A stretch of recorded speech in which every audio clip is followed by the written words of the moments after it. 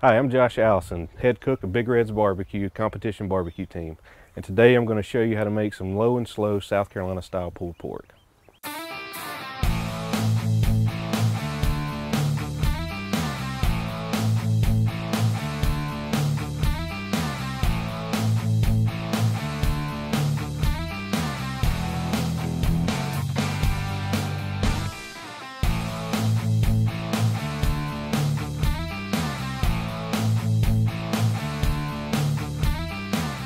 Alright, there's two cuts of meats you can use when you're doing pulled pork. You got the picnic shoulder and you got the Boston butt shoulder.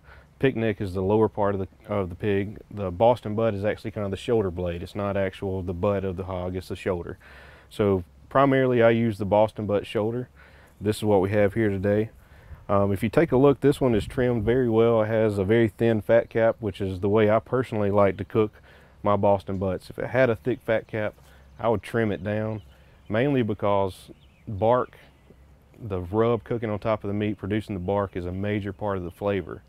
If you have a thick fat cap on here, that fat cap's not going to render down completely. And so you're going to have all this nice rub and bark on top, and when you go to pull it, you're going to slide it all off and you're going to lose a ton of flavor.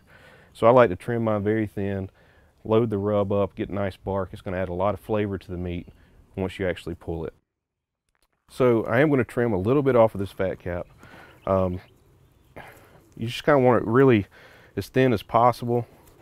You don't want to cut into the meat, but if you can get it about 1/8 of an inch thick on top, you'll be good, because some of the fat's actually going to render down, but most fat caps are much thicker and they're not going to render that well.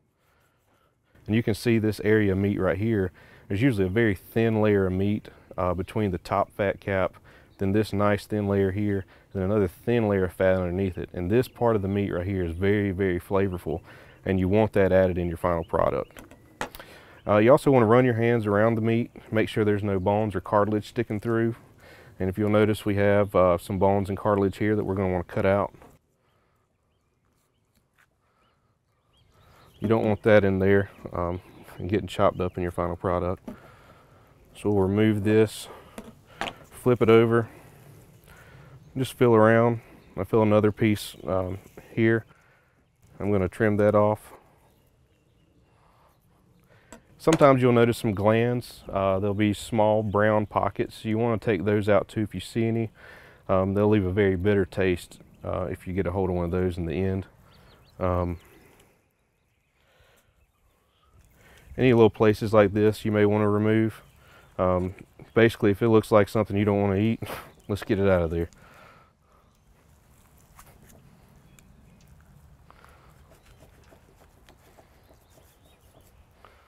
All right. So I'm feeling around, everything feels good other than that. Normally there's a lot more trimming to take place because the fat cap's being thick, but this right here is kind of how you want it to look, nice and thin.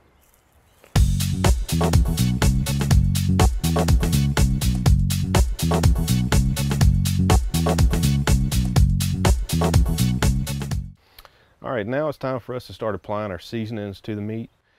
Today I have a rub here, something I mixed up. You can mix up your own rubs. You can buy store-bought rubs. When I started a few years ago, I started out making my own rubs because I wanted it to be mine. And I realized how expensive it is to make your own rub and how much easier it is to buy a rub at a store that someone else has already spent their time and money on, and they've got it right. So if you want to go to one of your local sports and outdoor stores, you can find some great rubs made by some great competition barbecue teams. You can go to your local grocery store and find some pork rubs, or you can make your own. This rub in particular has a combination of white sugar, brown sugar, salt, pepper, cumin, cayenne pepper, and I think that's probably about it on this rub. But just play around with it, get the flavors you like. Some people like a really sweet rub, some people like a spicier rub, some people like a more savory rub. A lot of paprika in your rubs too. Use that, it gives you a good color on your bark. So now we'll just take the rub, we're going to shake it on fairly liberal because we want to build a nice bark on the meat. And also, if you buy your make your own rubs, you need a shaker. It makes it a lot easier to apply the rub to the meat. So this is what they call a salt and pepper dredge. You can find it at any local restaurant supply store. You can find them online, and it just makes it a lot easier to apply the rub. And you want to make sure you apply this rub on all sides of the meat. You don't want to leave any area not covered in this rub, because like I said, that rub builds the bark, and the bark is a lot of flavor. There's not going to be a ton of flavor inside the meat itself. It's not a really flavorful cut of meat, but if you can get this rub all over the meat, that bark's going to get mixed up in the end, and it's going to spread flavor throughout the meat.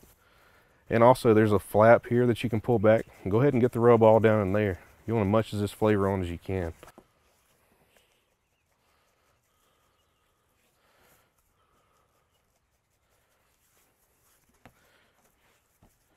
And get the front side here. All right, we have this thing nice and rubbed. You want to work it in as well as you can with your hands. And I typically like to let mine set for about, I don't know, 20-30 minutes. You'll see this rub start getting kind of wet and moist because the salt's going to start extracting some moisture out of the meat. And then the flavors from that rub, when the meat goes to absorb moisture back in, actually going to pull moisture back into the meat. So let it set for about 30 minutes. Let it absorb some of the flavor of the rub. Hit it one more time with your dry rub, then we're going to throw it on the smoker.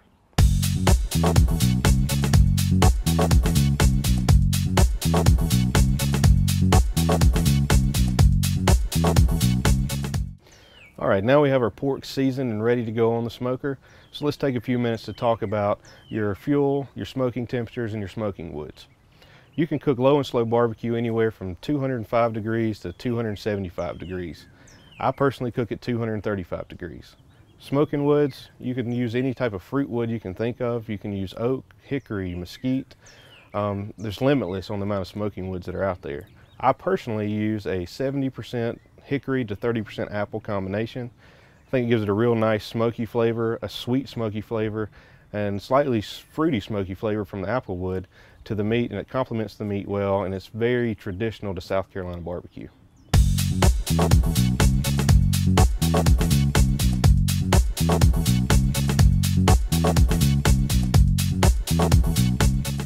All right, our smoker is up to temp, our meat's ready to go, so we're gonna go ahead and put this on and get it cooking.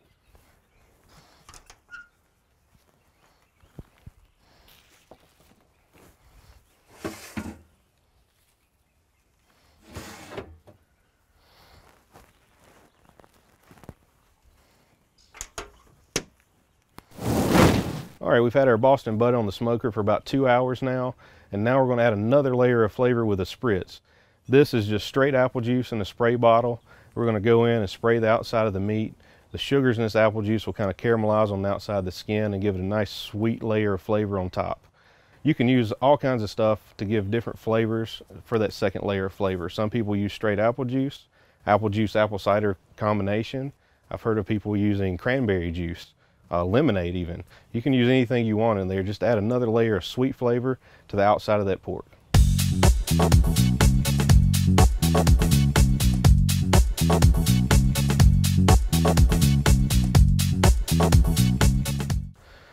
All right, now we're going to take our spritz, spray down the Boston butt, add another layer of flavor to the outside. And like I said, we're about 2 hours in on the cook time. That's a good time to go ahead and spritz the meat. We'll do it again at about the 4-hour mark. Just add a little moisture and a little flavor. You don't want to do it too often because when you open the cooker up, you're losing heat. You're losing heat, you're not cooking. So do it twice. That's enough time to build up the flavor on the outside and add a little moisture.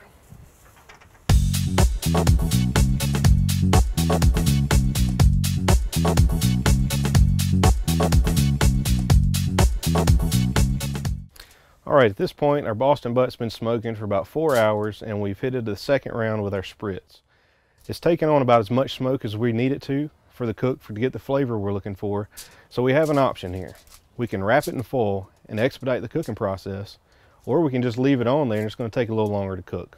The reason being is when you cook a Boston butt, if you watch the temperature climb throughout the cook, it climbs pretty steady to about 165 degrees. Then it kind of plateaus, and it stays about the same for a couple hours as all the moisture inside is evaporating. It causes evaporative cooling, and so the meat just keeps a consistent temperature. Then once enough moisture evaporates out, it picks back up again and it climbs to our target temperature of about 195 to 198 degrees is what we're shooting for pulled pork. So for today, we're actually going to wrap the foil because that's going to cut our cooking time from about a 12-hour cook to about an 8-hour cook.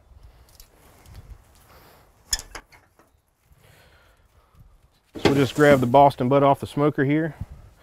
We got 2 layers of heavy duty foil. You just want to wrap it up nice and tight. A lot of juices are going to pile up in this foil. You want to make sure you catch all of them because that's going to add a lot of nice flavor to the end of the product as well. So fold it up nice and tight, put it back on the smoker.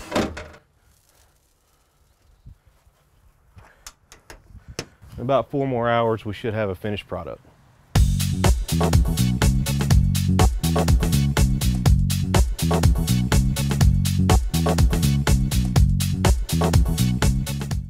All right, our Boston butt's been on the smoker now for about 8 hours, and we should be reaching our internal temperature goal of 195 to 198 degrees. So I'm going to open up the smoker, we'll check and see where we're at.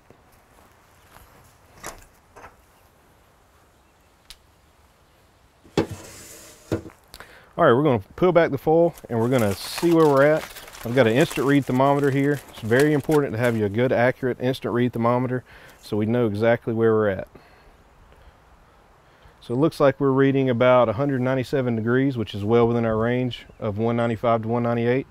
We're going to go ahead and pull this off the smoker and we're going to let it rest for a while.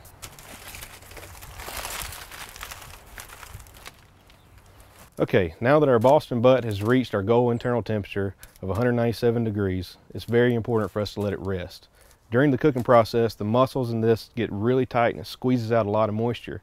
So the resting process gives the muscles time to relax and actually absorb a lot of that moisture that it pushed out. It's going to result in a much more moist and tender product in the end.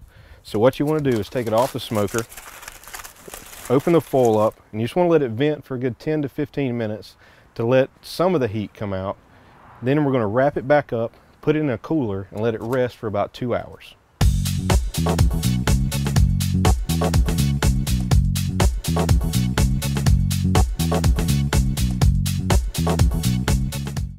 Okay, we've let the Boston butt rest for approximately 2 hours, and it's ready to pull. There's a multitude of ways you can pull the pork. Some people use 2 forks, some people use tongs. There's tools you can buy like bear claws and the Roman pork puller that you can put on a cordless drill.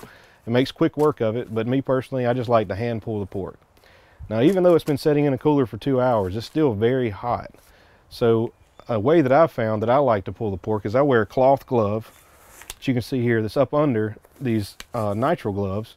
It gives enough heat protection where it's not burning my hands, but I still can have all the feel to pull the meat and not just shred it into pieces. You can still be delicate with it. So here we have the pulled pork. I'm just going to dump it and what juices that have accumulated into my pan, because we want to mix those juices back into the meat while we toss it around. It's going to add a lot of flavor. As you can see here, the bone should pull very cleanly from the pork. We'll set it over to the side. At this point, you just want to get in there with your hands and just pull it and shred it around. There's no real technique to this. Just kind of grab it, kind of squeeze it. It's going to fall apart into nice shreds. You can see here there's a nice smoke ring on the meat. It looks very tender, very moist. Where we let it rest for that period of time, it absorbed all those juices back inside, so you're going to have a nice moist product, not dry pork. It doesn't take much time to do this. You can go through it pretty fast. We'll just go through here, just keep grabbing and pulling until you're all the way through it. And then we'll get to sample it, which is the fun part. And that right there, that's how I like it. Nice pulled pork, nice pieces. It's got nice bark on it. Another South Carolina tradition that you'll see at a lot of restaurants is chopped pork, where they take this thing, they set it on a table and they just go to town with some cleavers and dice it up in a lot of fine minced pieces. I personally don't like that. That's not my preference. I like to pull the pork. We have nice pieces of the meat here. It goes great on a sandwich. There's so much that you can do with this pulled pork. Pulled pork sandwiches, you can make pulled pork quesadillas, you can put it in soups and stews. Barbecue nachos are amazing. Just take some nacho cheese, chips, pulled pork, a little barbecue sauce and some rub. It's fantastic. You have to try it.